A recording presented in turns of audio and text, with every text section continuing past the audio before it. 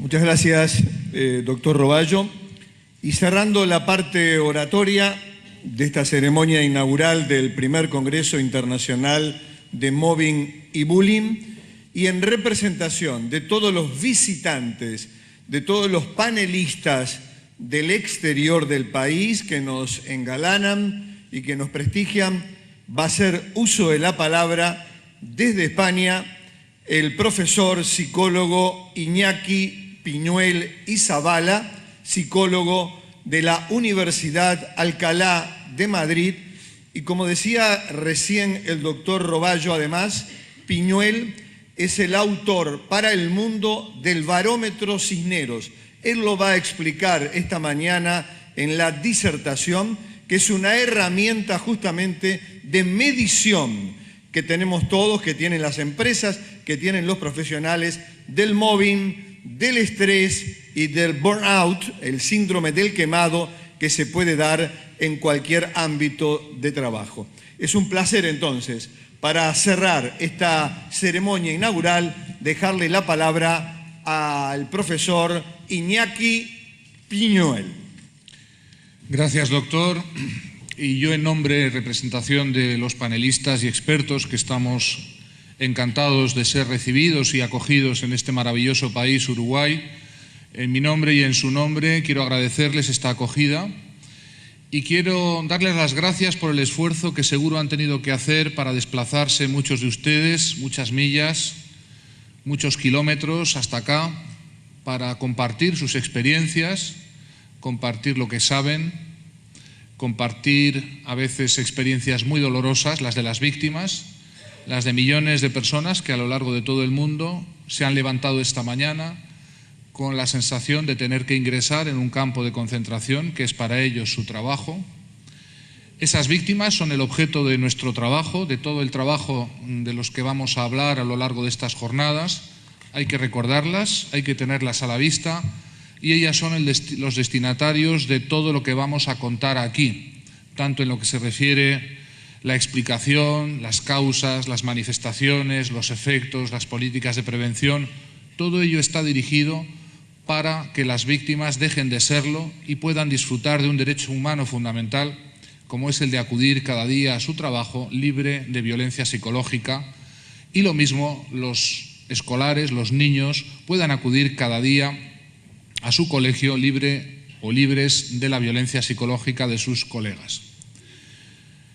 Lo que no se mide no se puede gestionar y es una verdadera imposición que tenemos que hacernos a todos nosotros el animarnos a darnos la mala noticia de que en nuestros centros de trabajo, en nuestros centros escolares, existe y perviven dinámicas de violencia psicológica contra los trabajadores y trabajadoras y en los centros escolares contra los niños y las niñas, sabiendo que si no medimos no podremos saber dónde están esas víctimas, no podremos intervenir tempranamente, no podremos validar nuestros programas de intervención que entonces se quedarán en meramente voluntaristas.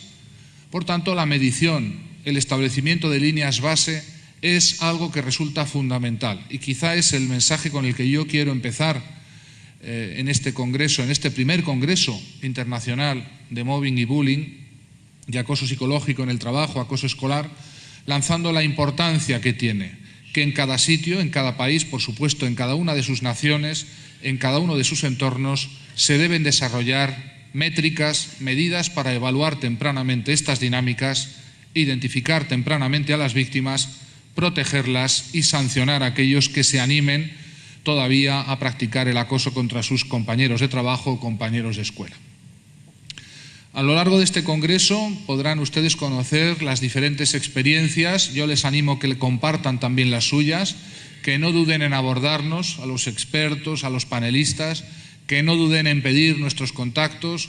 Todo nuestro trabajo está puesto al servicio y para eso hemos venido acá, para compartir este trabajo, para que ustedes puedan tener la facilidad desde sus países, sus lugares de residencia, de no tener que hacer el recorrido que hemos tenido que hacer muy arduamente en otros lugares y puedan atajar, puedan ir mucho más rápido a la hora de implantar estas métricas o estos protocolos de prevención contra el acoso laboral o el acoso escolar.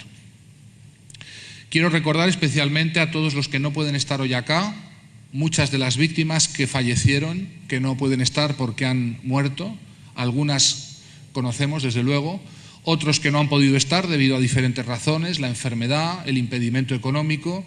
Los tenemos especialmente presentes, somos solidarios con ellos, queremos recordarles en este primer momento, en este primer minuto del Congreso, y por supuesto estamos en conexión con ellos desde la lejanía y que queremos también que se sientan partícipes de todo lo que vamos a hacer a lo largo de estos 3 días en el Congreso.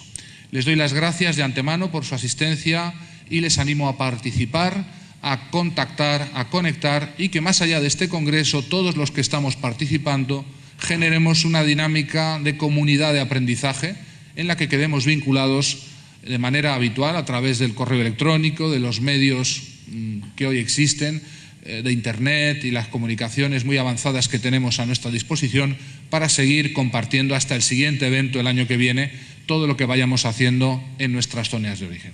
Muchas gracias y bienvenidos.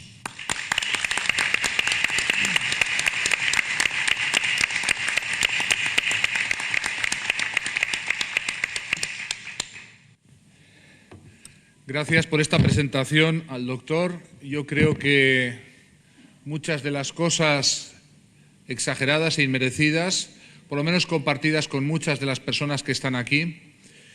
Quiero agradecerles esta mañana el poder dirigirme a los organizadores y, por supuesto, a los patrocinadores de este Congreso, poder dirigirme a ustedes para abordar un fenómeno que lleva ya tiempo en el mundo, no es algo nuevo, pero que en el siglo XXI el fenómeno del mobbing laboral, el mobbing, el acoso psicológico en el trabajo, reviste características específicas y además cambiantes. En estos días teníamos ocasión de compartir, la doctora Irigoyen y yo, algunos datos referentes a las nuevas formulaciones que estamos encontrándonos, las nuevas modalidades del acoso psicológico en el trabajo, la evolución del problema, cómo está cambiando. Todo esto es lo que yo quisiera abordar en esta mañana a la hora de enfrentar el tema de las claves para entender y prevenir el acoso psicológico en el trabajo. Porque este es el orden. Empezando en un congreso internacional sobre mobbing y bullying, habrá que decir que lo primero es entenderlo. ¿Cuántos de ustedes creen que entienden el fenómeno mobbing?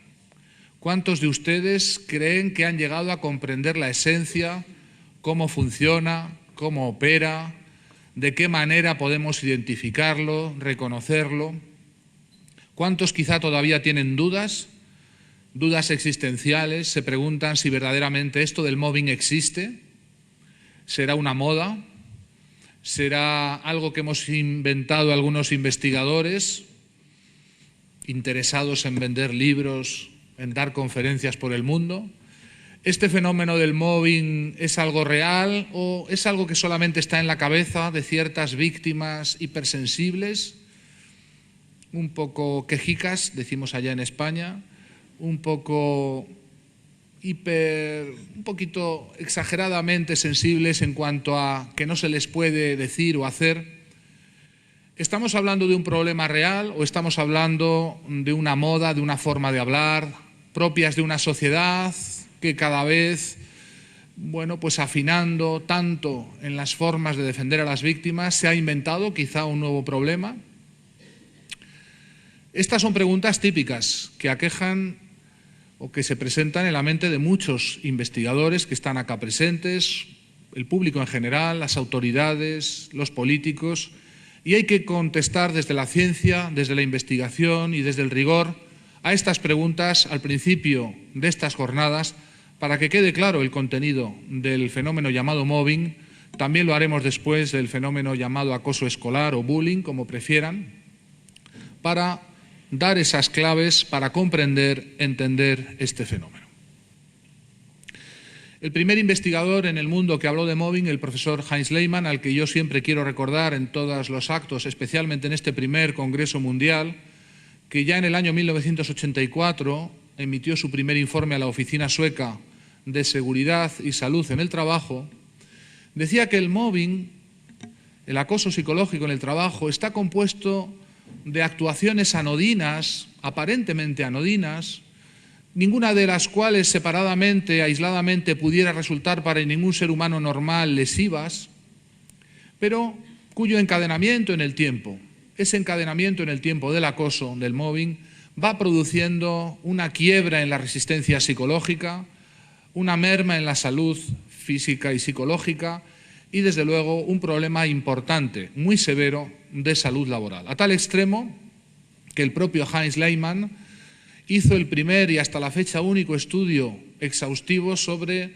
la epidemiología del suicidio entre las víctimas de mobbing, encontrando que entre el 10 y el 15% de los que se habían quitado la vida en aquel año en Suecia eran víctimas de mobbing, víctimas de acoso psicológico en el trabajo, que habían terminado optando por quitarse la vida como una forma de escapar de su problema, de esa situación o de las secuelas que había generado el mobbing. Por tanto, hay que decir que este no es un nuevo problema. En Europa nos costó bastante tiempo. Tuvimos la suerte en algunos países, en Suecia, el profesor Lehmann, en Francia, la doctora Irigoyen, en España, algunos investigadores, de animarnos a ponerle la cifra, poner el dedo en la llaga y comenzar a evaluar y a divulgar lo que es este fenómeno tan presente, tan manifiestamente presente, como clandestino en sus formas y también en las reacciones de las organizaciones en las que ocurre.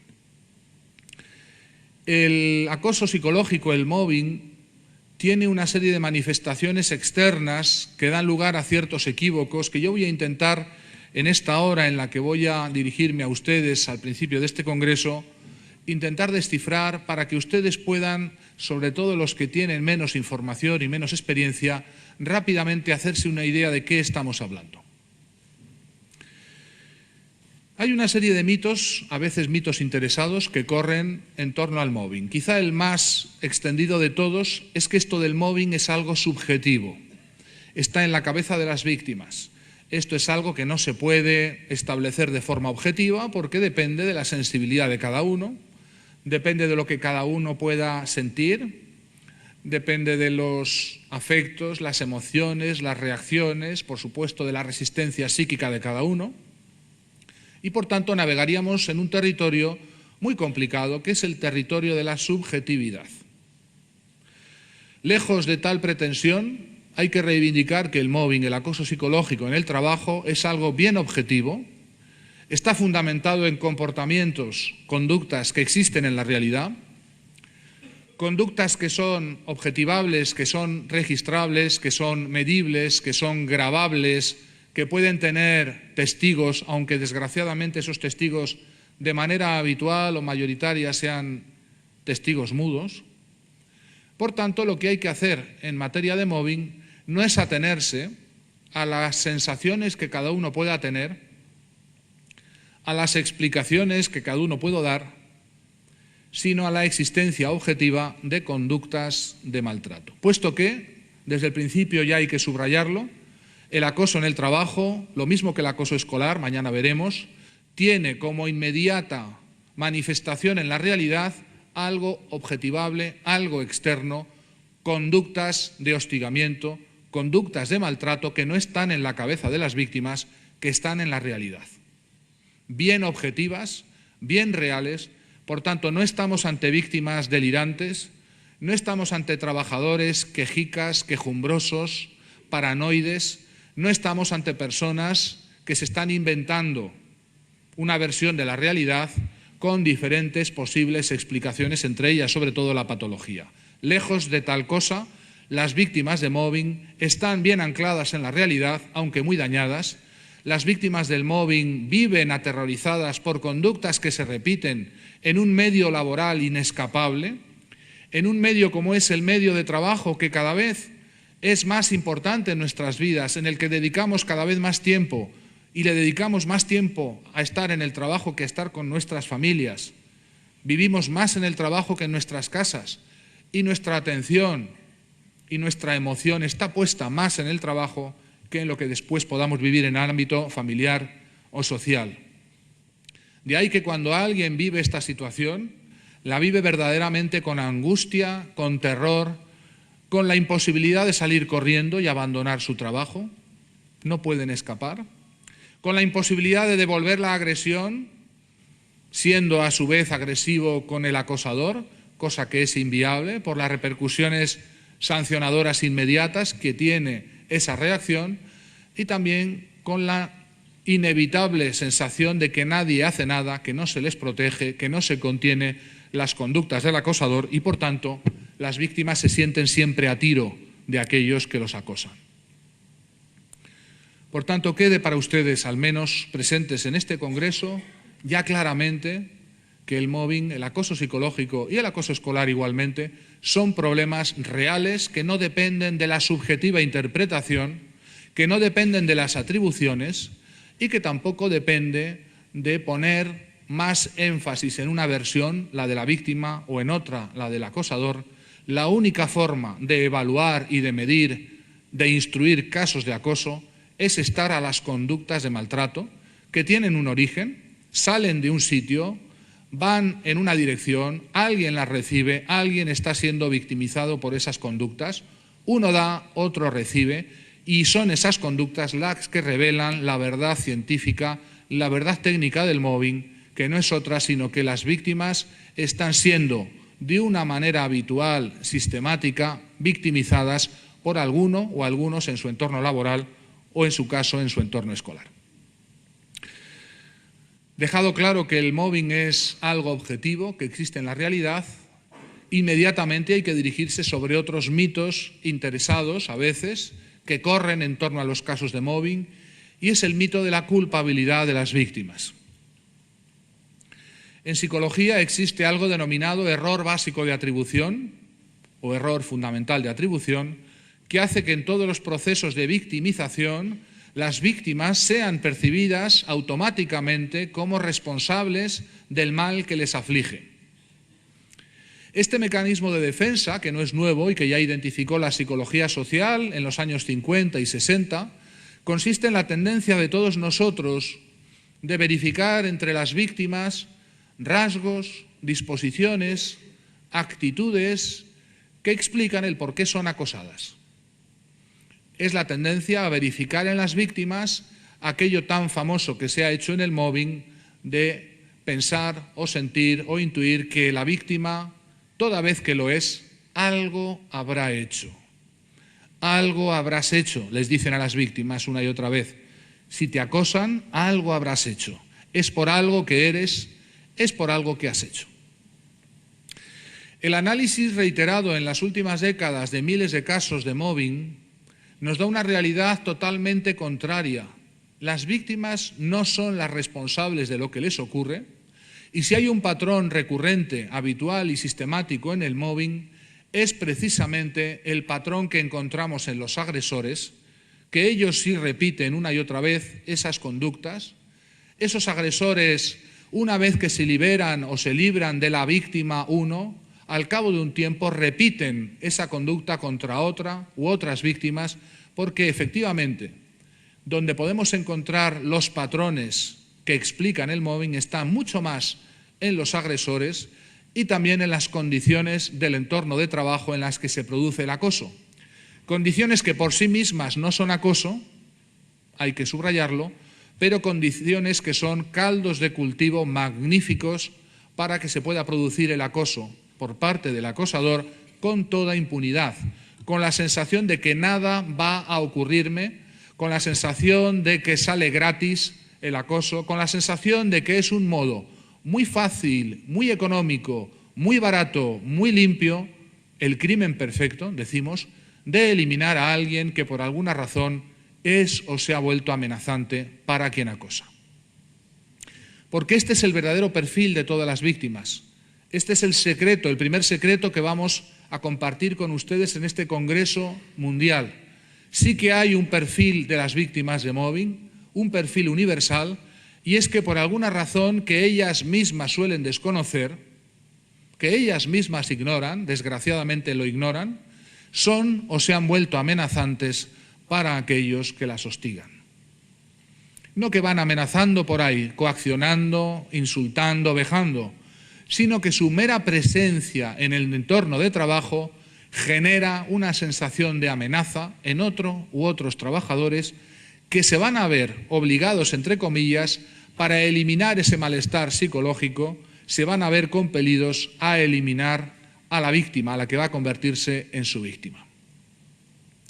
Muchos entornos laborales, una vez que analizamos casos de mobbing, se encuentran lo que yo llamo cadáveres en el armario, antiguas víctimas de mobbing en ese mismo entorno, en ese mismo departamento, en esa misma unidad, que lo han sido debido a que las condiciones estructurales de ese entorno laboral y, por supuesto, la presencia y los rasgos a veces patológicos del acosador explican que se haya repetido esa conducta una y otra vez contra otras víctimas anteriores a la víctima que estemos evaluando.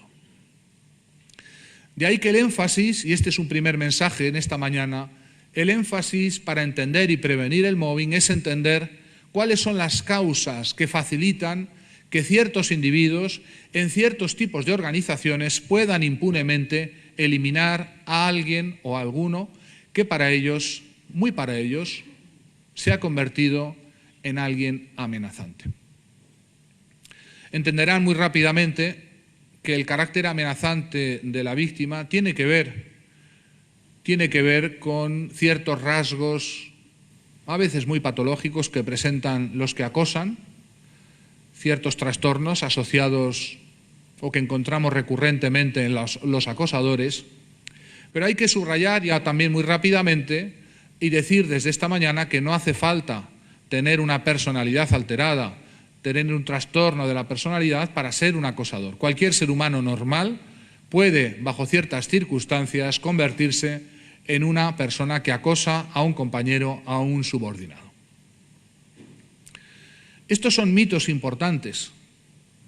En el ámbito escolar, después la doctora Irigoyen hablará, yo hablaré mañana de esto, corre el mito extendido de que los niños acosados tienen algo diferente, distinto, que explica el por qué son acosados. Ya veremos que son versiones modificadas del mismo mito y que frente a este mito común de la culpabilidad de las víctimas hay que reivindicar para ellas la verdad científica y técnica, la verdad que no es sino la de su inocencia, desde la que vamos a poder después ayudarlas a salir adelante, ayudarlas desde la psicoterapia, desde el apoyo, desde la solidaridad, pero desde la verdad que consiste en reivindicar para ellas que no merecen para nada, que no es justificable en ningún caso el maltrato que están recibiendo. Si decimos desde esta mañana que el acoso psicológico es algo objetivable, habrá que dar las notas características que nos ayuden a definirlo. Decir qué es mobbing y también recordar qué es lo que no es mobbing. Nosotros decimos que mobbing es un continuado y deliberado maltrato verbal o modal que recibe un trabajador por parte de otro u otros que se comportan cruelmente con él con vistas a someterlo, reducirlo, apocarlo, amilanarlo, destruirlo psicológicamente, y que estos comportamientos de hostigamiento son recurrentes, frecuentes y sistemáticos contra él. Si atendemos a esta definición operativa, veremos inmediatamente que el contenido esencial del mobbing es algo objetivable. Son las conductas, un continuado y deliberado maltrato verbal o modal que recibe un trabajador. Estamos hablando de cosas que se pueden observar, verificar en la realidad, podemos registrarlas, podemos ser testigos de ellas. El mobbing suelo decir yo que es continuado puesto que es deliberado y que es deliberado por ser continuado. Son dos notas importantes, y aquí ya hablo para la Inspección de Trabajo y los que han de instruir tantos casos. No es necesario probar cuál es la intención oculta del acosador. No es necesario hacer un psicodiagnóstico de la patología que pueda presentar y cuál es la naturaleza perversa, narcisista, psicopática del acosador. Para nada esto es necesario y en muchas ocasiones es imposible hacerlo. El mobbing queda acreditado desde el momento que la conducta de hostigamiento no es puntual, no es incidental, sino es una conducta que se repite en el tiempo. El hecho de que se repita, que sea reiterada, prueba que esa actuación no es accidental, sino que es causal, deliberada, busca un fin, tiene un carácter deliberado y por eso es una conducta persistente.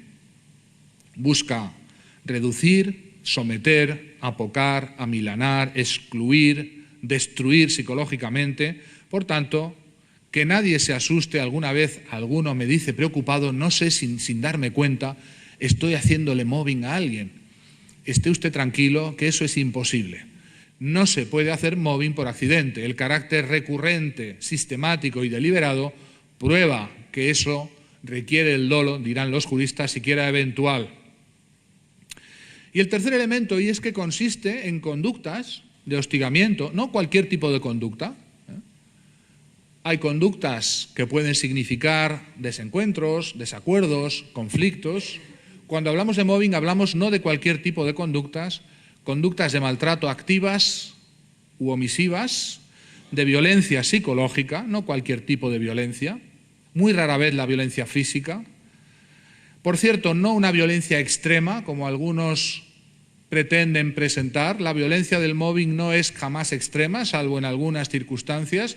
El carácter extremo de esta violencia procede del hecho de que es recurrente, del gota a gota. El carácter extremo de la violencia del mobbing procede del hecho de que el trabajador lo vive en un entorno del que no puede escapar. De ahí que la violencia recurrente, el gota a gota, el encadenamiento de esas actuaciones aisladamente anodinas, resulte al final una violencia extrema.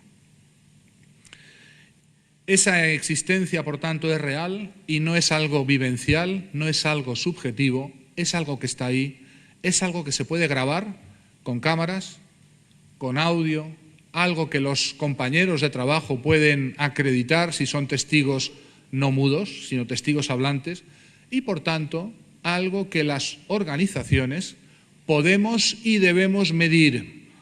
Cómo podemos y cómo debemos medir es el objeto de la última parte de mi presentación. Hay, por tanto, tres criterios de evaluación y diagnóstico: la existencia de conductas, por tanto, conductas que hablan de una entidad real y no subjetiva; la frecuencia de esas conductas, el hecho de que el hostigamiento es sistemático, orientado, focalizado; y el hecho de que hay una duración, hay un principio del fenómeno y a veces un final. Desgraciadamente, el final de este fenómeno suele ser, en la mayoría de los casos en el sector privado, la salida de la víctima de la organización. Lo mismo ocurre en el ámbito del acoso escolar. El final del acoso escolar para la mayoría de los niños todavía hoy tiene que ver con la salida de la víctima de su aula, de su centro de trabajo, de su centro de estudio. Y hay que decir qué es lo que no es mobbing. Y aquí también tenemos otro mito interesado que hay que exorcizar desde esta misma mañana. Aquellos que plantean que el acoso es un conflicto. Estamos hablando de un conflicto, dirían algunos. No es un conflicto. Es cierto que anteriormente a los casos de mobbing, en muchas circunstancias, hay conflictos entre las personas, entre partes, pero a partir del momento en que el tema del conflicto desaparece y el objetivo de una de las partes no es reivindicar el tema, el aspecto dentro de ese conflicto que llevaba a esa diferencia, sino que el objetivo se convierte en eliminar a la víctima, ya no podemos seguir hablando de un conflicto. Desde el momento en que un conflicto pasa a ser un intento de eliminar el conflicto, eliminando a una parte del conflicto mediante el acoso, eso ya hay que cualificarlo como un proceso de victimización. Ya no estamos ante un conflicto y, por tanto, cuando hablamos de situaciones de procesos de mobbing, no cabe la mediación. Cabe la protección, la identificación temprana y la sanción de los que están hostigando, acosando mediante conductas inaceptables, conductas que son absolutamente deslegítimas y legítimas, que no está sancionada ni por la sociedad, ni por las leyes, ni por los reglamentos internos de la organización o la empresa. Por tanto, aquellos que quieren quitarse de encima un conflicto, acosando, eliminando, subyugando a la otra parte con el maltrato, ya no podemos hablar de conflicto, hablamos de proceso de victimización y hablamos ya de medidas de protección que han de ser adoptadas. Hay que adoptar medidas de sanción contra el acosador y contener esas actuaciones para evitar la ulterior victimización.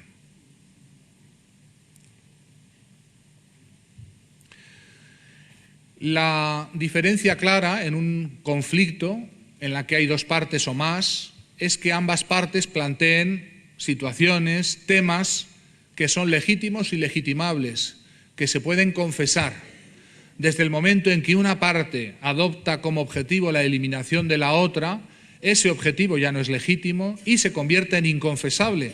De ahí que el mobbing, en el momento en que se desarrolla, se convierte en algo clandestino, algo que lleva a la frecuente distorsión de los casos, a presentarlo como un falso conflicto, como una situación de estrés, como una diferencia de caracteres, como un problema de comunicación, como un problema de liderazgo, etcétera, etcétera. Todo ello son versiones que distorsionan la verdadera entidad del mobbing, que siempre es un intento ilegítimo de eliminar a alguien que es o se ha convertido por alguna razón en amenazante.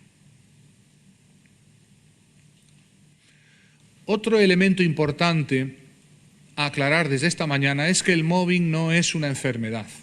Esto no es la enfermedad del mobbing, aunque por supuestísimo, el mobbing, como riesgo laboral que es, lleva y genera múltiples enfermedades. El mobbing no es una enfermedad,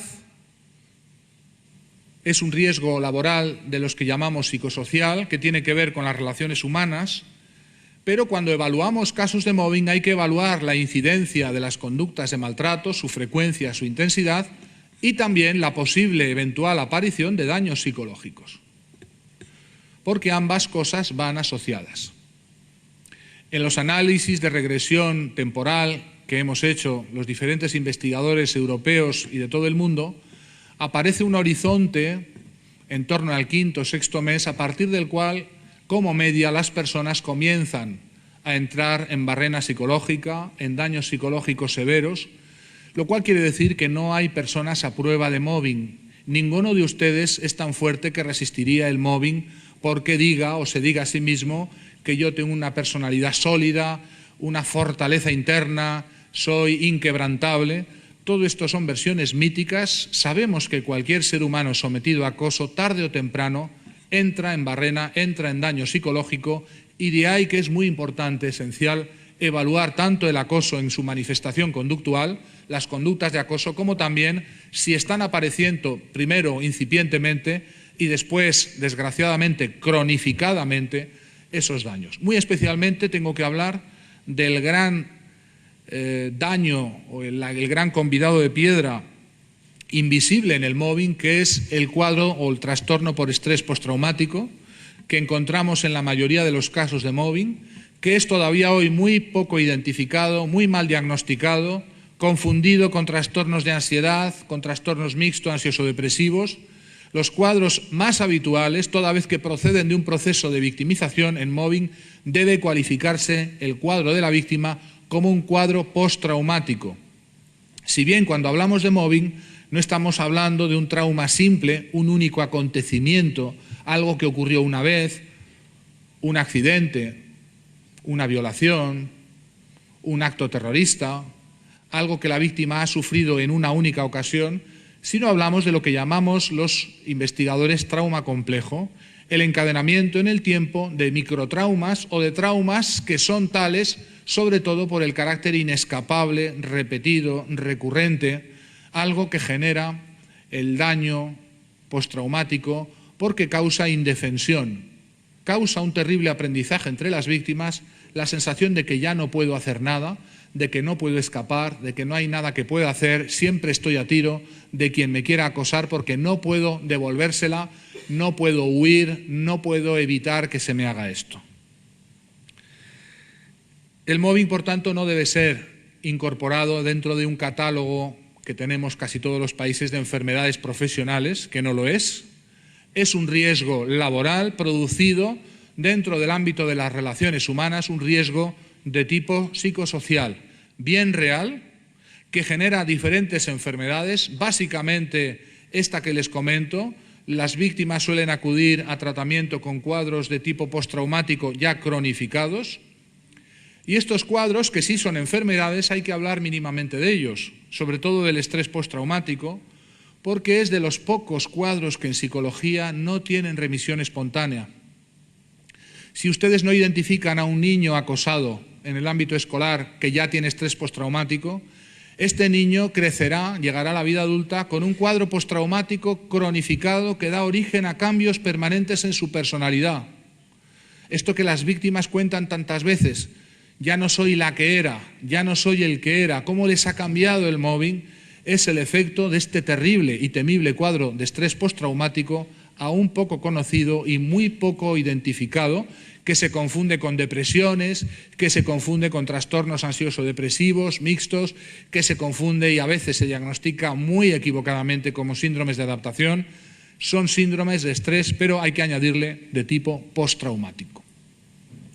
En el ámbito laboral hemos encontrado muchas antiguas víctimas que hace más de 10 años terminó la situación de acoso que sufrieron y aún así hoy siguen presentando esos síntomas terribles del estrés postraumático, la irritabilidad, los flashbacks, la incapacidad de descansar, el agotamiento emocional, el insomnio retrógrado, la hipervigilancia, que es la desconfianza pervasiva de todo el mundo.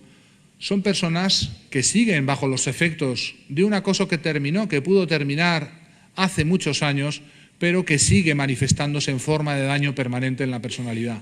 De ahí que es importante identificar y tratar específicamente el estrés postraumático. Nosotros estamos trabajando en Madrid, en España, cada vez más con técnicas que van muy rápidamente, a las que yo les animo que se formen en ellas los psicoterapeutas. Muy especialmente trabajamos con una de ellas que es altamente eficaz, en inglés EMDR, que son las siglas que dicen la técnica de desensibilización, movimiento ocular, desensibilización y reprocesamiento, que ha reducido en años el periodo de recuperación de las víctimas que tienen estrés postraumático. Yo les animo, por cierto, yo no dejo de hablar de toda esta técnica en cada congreso, porque verdaderamente es espectacular y es inmoral no hablar, no proponer a los pacientes esta técnica por lo rápido que son los resultados muy rápidos de síntomas que a veces duraban años. En muy pocas sesiones observamos remisiones de hasta el 80, el 90% de los síntomas, lo cual para un problema como el estrés postraumático es verdaderamente espectacular. Les animo a formarse a aquellos que tengan la vocación de trabajar con las víctimas y aplicar este método que es verdaderamente impactante. El mobbing no es una moda, no está de moda y por tanto ahora hay más víctimas porque como hablamos en los medios, ¿verdad? El doctor Paulier, hablamos de esto en los medios y todo el mundo ya se siente víctima de mobbing. Para nada es así y todavía la mayor parte de las víctimas que sufren acoso más bien trivializan y banalizan el problema. Todavía hoy escuchamos aquello de mi jefe me acosa lo normal, lo mismo que las mujeres maltratadas decían hasta hace poco mi marido me pega lo normal. Esta trivialización y banalización sigue presente y es todavía un problema importante, porque las propias víctimas de acoso en el trabajo no se reconocen como tales. Sí, creen, piensan, sienten que tienen un problema, pero no identifican el efecto y la causa. No establecen el nexo causal entre el sometimiento a acciones de hostilidad psicológica y en algunos entornos, permítanme la expresión, es tan normal, es tan habitual que el jefe, el compañero te maltrate, te acose, te insulte, te coaccione, te trate como un perro, diríamos, que los trabajadores se han aclimatado y creen que ir a trabajar, recibir un sueldo, significa ser maltratado, significa ser humillado, ser vejado. No entra en el sueldo ser acosado. Hay que reivindicar esto tan básico. No entra en una relación de pareja ser maltratado, ser abusado. La doctora Irigoyen es una experta en este ámbito. Ella empezó en su consulta con las víctimas del acoso moral en el ámbito de la pareja. No va en el sueldo, no va en la relación de pareja, no va en ir al colegio el ser ridiculizado, machacado, hostigado por los compañeros. Un enemigo fundamental de la causa del mobbing es la banalización y la trivialización, que todavía hoy es mayoritaria. Hay muchos más trabajadores que banalizan y trivializan el acoso que aquellos que son o se creen acosados sin estarlo verdaderamente. Tal es así que hay estudios que hemos desarrollado en España donde hemos podido incluso evaluar qué porcentaje de trabajadores banalizan y trivializan frente al porcentaje de trabajadores que exageran y se dicen víctimas cuando no lo son. Son trabajos que están publicados hace años en revistas científicas. Tenemos el dato. La trivialización es mayor, la banalización es mayor. ¿A cuántos trabajadores afecta? Dependiendo del método y dependiendo también del país, entre el 10 y el 15% de la población activa. Dirán, hombre, la mayoría de los trabajadores, entre el 85 y el 90%, no están sometidos a mobbing, afortunadamente. Pero un 10, un 15%, en España tenemos en estos momentos el 13%. Representa más de 2 millones de trabajadores. 2 millones de personas, casi creo que es la población del Uruguay, está en 3 millones, casi un pequeño Uruguay. Tenemos en España un pequeño Uruguay que va todos los días a trabajar sabiendo que lo que le espera es el maltrato y que no pueden hacer nada, que hay que aguantar, sufrir, resignarse, porque mayoritariamente todavía no se adoptan medidas de protección.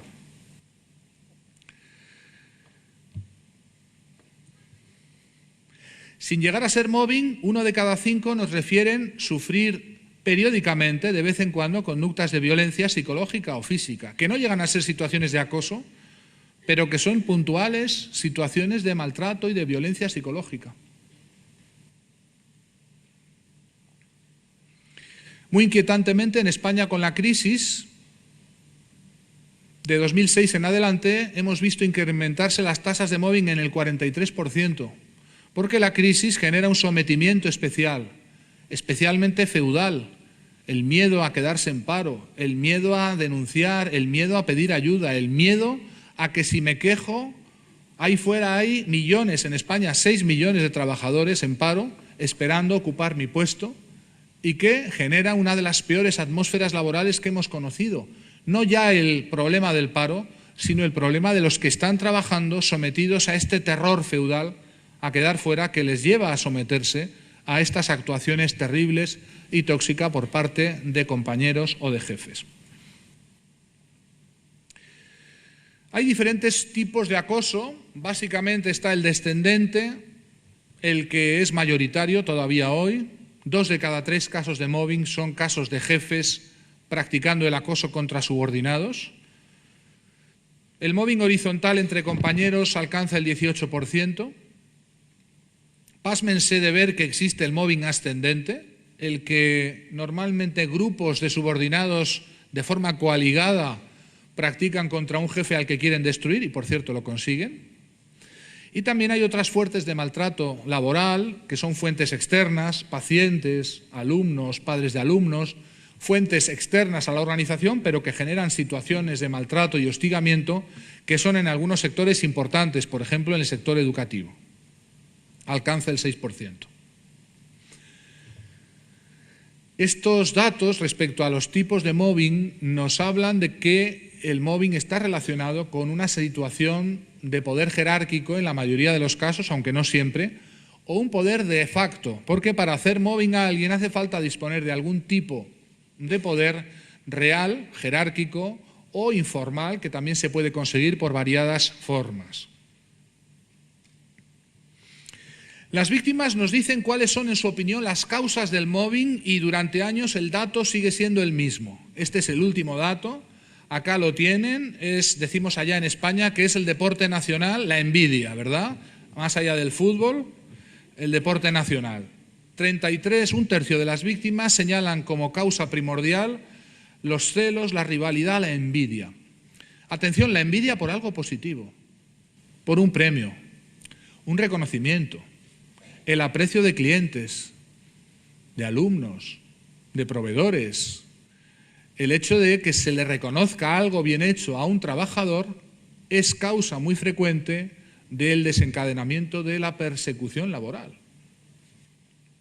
El éxito profesional, esas carreras fulgurantes y ascendentes, seguramente entre ustedes sabrán lo que en el español y en España decimos morir de éxito. ¿Qué es morir de éxito? Es alcanzar un éxito profesional y encontrarse de repente ser el blanco de todas las escopetas que apuntan directamente contra aquel que tiene éxito profesional. El no ceder ante el chantaje o el servilismo en los lugares de trabajo feudalizantes, digamos, estamos en el siglo XXI y créanme que todavía existen lugares de trabajo feudales, donde hay señores feudales, súbditos feudales, derechos de pernada, corralitos, donde crecen y se mantienen clanes, mandarinatos, facciones, camarillas, que usan el poder organizativo en su provecho personalísimo, que usan el poder que se les otorga, por ejemplo, en una administración pública, lo cual es un servicio público, en el beneficio personalísimo y en la creación de regímenes que se perpetúan en el tiempo y que obligan al sometimiento, insisto, feudalizante de los trabajadores. También ocurre en las empresas privadas, las prácticas nepóticas, el que no es de la cuerda, del grupo dominante, del statu quo, se ve obligado a este chantaje o servilismo. Tenemos también el reivindicar los derechos laborales, el éxito personal, sobre todo contra las mujeres. Hay muchos casos de mobbing que sufren mujeres por el hecho de una vida familiar, por la conciliación que están haciendo, por poder al mismo tiempo llevar un trabajo, unos hijos, una familia, tener una relación de pareja feliz. Esto parece ser que concita un malestar psicológico en el entorno que causa el acoso, suponer una amenaza, aparecer como vulnerable. Y quiero especialmente irme al final y no dejarme el mobbing maternal. Todavía en el siglo XXI, el hecho de quedarse embarazada y seguir trabajando es un riesgo para el problema de mobbing, es un riesgo incrementado de sufrir situaciones de acoso, situaciones de apartamiento profesional, de ninguneo, de democión de facto. Mujeres que sí, en España, por ejemplo, hay una protección legal contra el despido. Una mujer embarazada no se puede despedir, ni se la puede despedir después, pero como no se le puede despedir, le ocurre lo mismo que a los funcionarios. Como no se le puede despedir, hay que matarlo.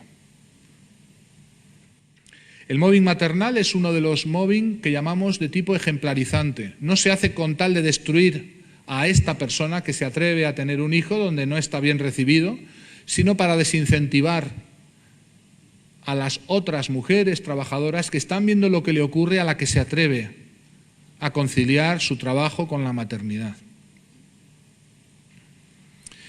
Bien, hay una serie de elementos que son importantes conocer y que explican la aparición de casos de mobbing. Primero, ya lo hemos comentado, el secreto del hostigamiento, el hecho de que los casos de mobbing sean clandestinos y, por tanto, es muy difícil abordar algo que no se conoce su existencia. De ahí la reticencia de tantas organizaciones a medir. Si no medimos, no nos encontramos con el problema. Si no medimos, no vamos a encontrarnos con la mala noticia de reconocer que tenemos casos de acoso. Y si no medimos, no sabemos dónde están las víctimas, no podemos dirigirnos tempranamente a ellas y detener el proceso que se instala en el tiempo de forma duradera, generando daños después. De ahí que contra el secreto del hostigamiento y la distorsión de los casos de acoso es necesario en las organizaciones hacer protocolos de evaluación y de prevención. Adoptar estos protocolos significa procedimientos internos que hagan visualizar los casos, que permitan que tempranamente cada trabajador afectado pueda tener un recurso interno en su organización sin tener que ir a la inspección de trabajo, sin tener que ir a la magistratura a denunciar, que siempre es un mal arreglo para las víctimas, digo para las víctimas, y por tanto que sean las organizaciones las que tienen ese derecho, esa obligación de garantizar un entorno laboral libre de violencia psicológica. También el mobbing ocurre porque la víctima entra en paralización. La recurrencia del maltrato le lleva a internalizar la culpabilidad y cuando una víctima se siente culpable, queda paralizada, queda inerme, ya no hace nada por defenderse, ya no hace nada por pedir ayuda, ya no hace nada para que alguien le ayude y detenga el proceso, ni siquiera le comunica esto a nadie, entra en una situación de círculo vicioso donde cada vez está psicológicamente peor, donde su rendimiento es cada vez peor, donde se van confirmando las acusaciones primero falsas y míticas, pero después van convirtiéndose en verdaderas acerca de la ineptitud, la lentitud, la falta de concentración y la falta de capacidad. El acoso en el tiempo lleva a que la víctima cometa finalmente los errores que se le imputaban al principio, convirtiendo el efecto en causa, dando lugar a un paradójico fenómeno en el mobbing que al final las acusaciones, a base de ser una y otra vez hostigada a la víctima, se van convirtiendo en entidades reales.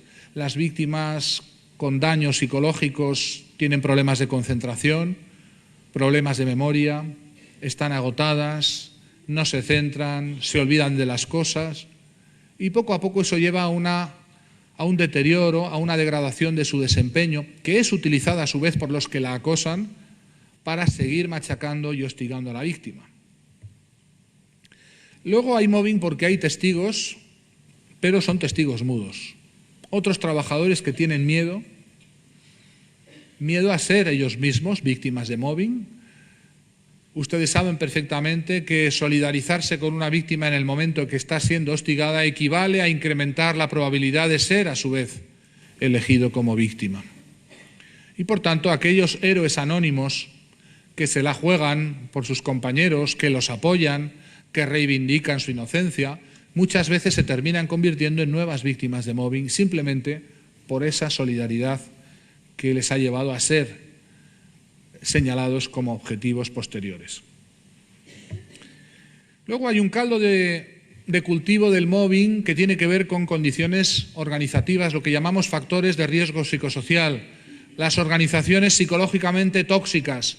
¿Conocen ustedes, trabajan ustedes en organizaciones tóxicas? Sabrán de qué les hablo, ¿eh?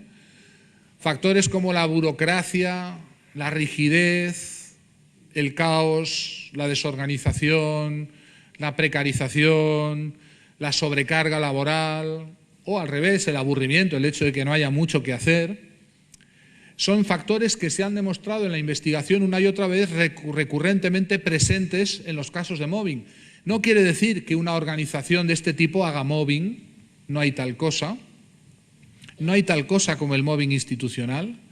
No son las instituciones las que hacen mobbing, son en personas concretas, por muy elevados que sean sus rangos jerárquicos, pero estos factores de la organización tóxica, desde luego, facilitan la impunidad, facilitan que después, en un determinado momento, el acosador lo tenga fácil, sea impune, camufle su acoso detrás de otras posibles razones. Luego, las formas de dirección tóxica. Lo que yo llamo los jefes tóxicos. ¿Tienen ustedes jefes tóxicos? Yo dediqué un libro en 2004 a este tema, al neomanagement, llamado Jefes tóxicos y sus víctimas. Los lugares donde la dirección, los jefes predican y usan la competitividad como forma relacional básica, practican la corrupción, el nepotismo. Donde hay corrupción hay víctimas de mobbing. ¿Por qué? Porque siempre hay alguno que no quiere participar en esa corrupción, o siempre hay alguno que, aunque no quiera participar, al conocer lo que está pasando, es y se ha vuelto amenazante para los que hacen y cometen esas prácticas corruptas e irregulares. La inseguridad, el autoritarismo, permite camuflar bastante bien el mobbing. El síndrome de supervivencia. En España estamos atravesando un periodo de reducción de plantillas, de ERES, en empresas donde se sabe que sobran 500 y en esa situación de incertidumbre, de inseguridad, se desencadena la ley de la selva, sálvese quien pueda, y los trabajadores se depredan unos a otros. Esto da lugar a un síndrome llamado el síndrome del superviviente, que está muy investigado ya. Hay comunicaciones científicas, básicamente, ya les anticipo, dice cosas muy feas de nuestra especie humana cuando nos sitúan en situaciones de supervivencia. El conflicto crónico que nadie resuelve es otro elemento que lleva al mobbing, no porque el mobbing sea un conflicto, sino porque cuando los conflictos se vuelven crónicos, se hacen sistemáticos y no se resuelven, la tentación de terminar con el conflicto cortando por lo sano, eliminando a una de las partes, es muy elevada.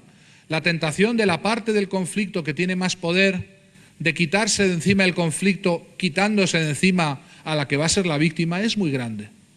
De ahí que algo con la prevención, muy claramente, algo en lo que hay que apostar es por la dotación de herramientas de solución de conflictos, no porque el mobbing sea un conflicto, sino porque la cronificación de estos conflictos incrementa la probabilidad terrible de que haya casos de mobbing. ¿Conocen los jefes dimisionarios, los jefes abandónicos, los que llamamos laissez-faire en francés?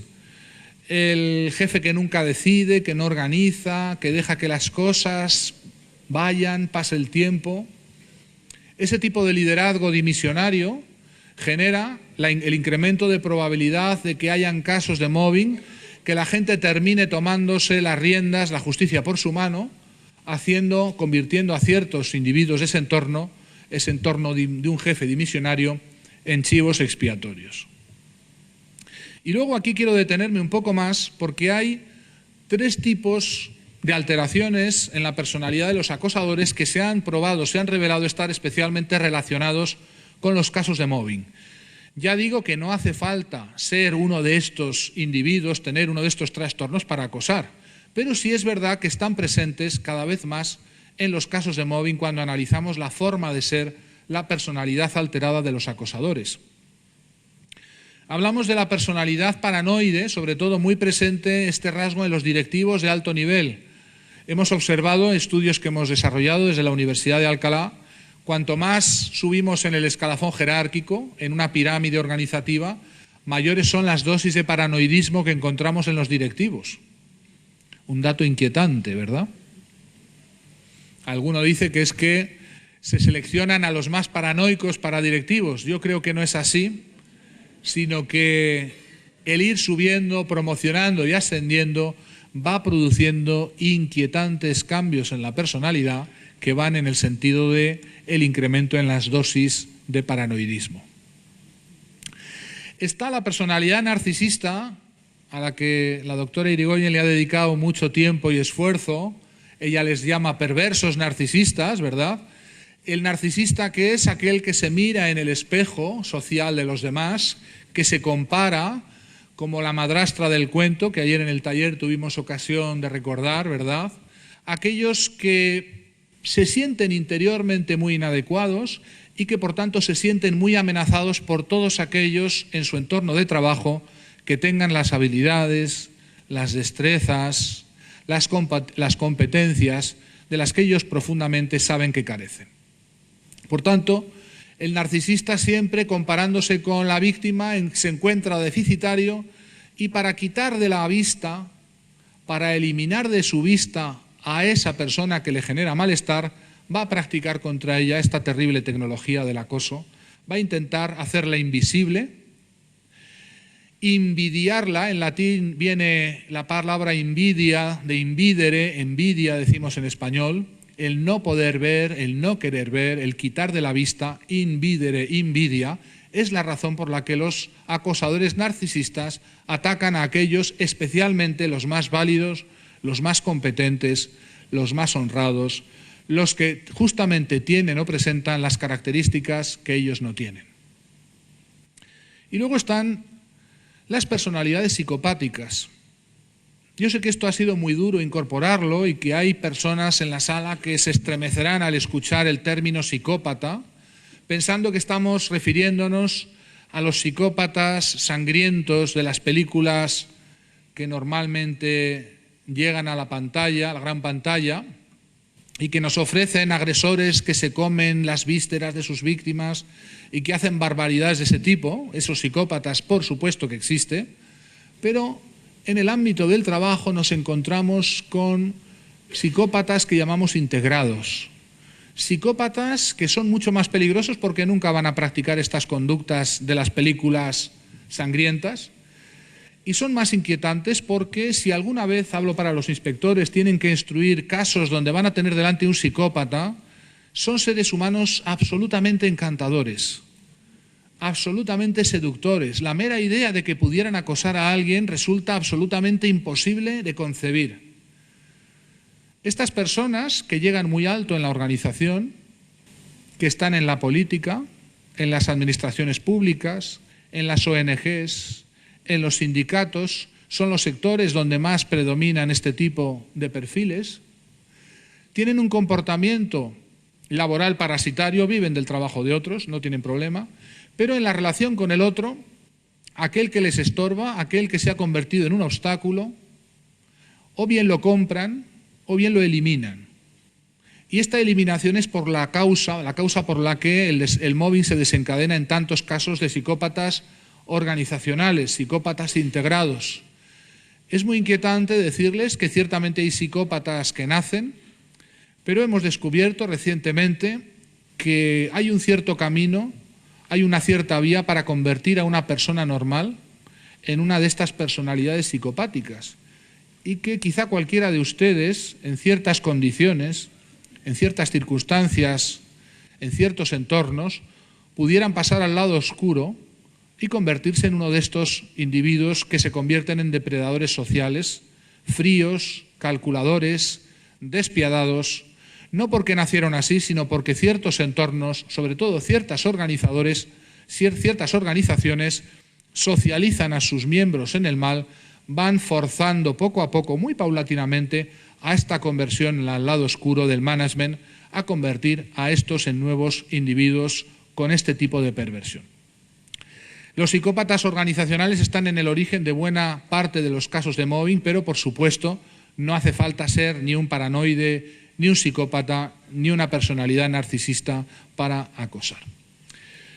Voy terminando para dejar también lugar a las siguientes ponencias, con la idea de la prevención, que es la otra gran cuestión que debe quedar clara al principio, entiendo yo, de este Congreso. La única forma de intervenir exitosamente en el mobbing es que no ocurra. Cuando un caso de mobbing se ha producido, llegamos tarde. Hemos fracasado en la obligación que tenemos como organización de velar por que los trabajadores vayan a trabajar libres de violencia psicológica y no tengan riesgo el trabajar con otros para su salud psíquica o física. De ahí que las organizaciones tienen la obligación de medir, de evaluar. Nosotros hemos desarrollado en España una herramienta para medir epidemiológicamente el fenómeno, una herramienta con la que hemos dado cuenta de los datos en el Senado y en el Congreso y en varios parlamentos autónomos, los datos del mobbing en España en las diferentes investigaciones que hemos hecho, y también con la ayuda de este barómetro, este cuestionario que evalúa riesgos psicosociales, se puede hacer, y de hecho se consigue evaluar dentro de la organización cuál es la incidencia, en qué lugares, en qué puntos aparecen personas que refieren estas conductas, de tal manera que evitemos que esas conductas al principio incipientes se conviertan en procesos recurrentes de acoso. También está la adopción de protocolos anti-mobbing, los protocolos que las empresas tienen que dotarse ahora ya además legalmente, puesto que la ley en España obliga a que cada institución, las administraciones públicas y las empresas privadas tengan activos estos protocolos de prevención, que son documentos de carácter escrito, que manifiestan claramente la posición de la organización frente al acoso. Esa posición debe ser siempre una posición crítica, sancionadora, una posición de tolerancia cero a las prácticas de acoso. Y ese documento, además, regula la sanción para aquellos que se atrevan a incurrir, para aquellos que practiquen el mobbing. De tal manera que el protocolo de prevención contra el mobbing tiene un objetivo primario de prevención y solo secundario de intervención. No hacemos los protocolos para tener que instruir muchos casos de mobbing, tener que ver si hay o no hay mobbing, si sancionamos o no, sino para que aquellos que acosan, conscientes de la existencia de este protocolo, sean capaces o contengan sus conductas, se vean a tiro, se rompa la impunidad con la que cuentan para acosar a sus compañeros. Estos protocolos, cuando medimos antes y después de su implementación, observamos una caída a cero en las tasas de mobbing, no porque los acosadores se hayan vuelto buenos, sino porque se han vuelto prudentes. Como decía el refrán, si no seamos castos, al menos seamos cautos, parecen pensar los acosadores, que de esta manera, sabiendo que la organización pone un foco de atención en estas conductas y que se describen consecuencias sancionadoras para aquellos que las practiquen, estos acosadores, digo, se desincentiva su actuación y verdaderamente observamos caídas de las tasas de acoso verdaderamente espectaculares. Eso es lo que pretendemos con los protocolos, pretendemos ponérselo cada vez más difíciles a los que acosan para que no tengan esa facilidad, que no tengan la impunidad. Bien, voy terminando ya. Quédense con esta idea importante, la medición. Decía al principio del Congreso, aquello que no se mide no se puede gestionar. Les animo a que los países que están representados acá desarrollen pronto herramientas de evaluación para medir la epidemiología del mobbing en el ámbito laboral y también del acoso escolar. Se atrevan a darse la mala noticia. Es mejor saber lo que ocurre que no saber lo que ocurre para poder adoptar medidas. Y a las organizaciones también saber que la adopción de los protocolos permite hacer desaparecer la mayoría de estas conductas, no todas, por supuesto, pero se lo pone cada vez más difícil a aquellos que cuentan con la inactividad, con la paralización, con la burocratización de las organizaciones que no hacen nada y quedan paralizadas frente a los casos de acoso. Es crucial que la posición de las organizaciones, las empresas, sea de tolerancia cero ante el mobbing y que la tolerancia cero se garantiza con una medición sistemática de los riesgos laborales y psicosociales y con la implementación de protocolos de actuación que identifiquen tempranamente a las víctimas y las protejan. Con esto quiero terminar agradeciéndoles. Mañana, de todas maneras, tendré otra ocasión de dirigirme a ustedes, hablando en este caso del acoso escolar. Ahí les explicaré las modalidades de evaluación que estamos realizando dentro del mundo de la escuela para prevenir y anticiparnos a los casos de acoso escolar y les remito, por tanto, a mañana en esa ponencia que tendrá lugar sobre esta hora. Muchas gracias.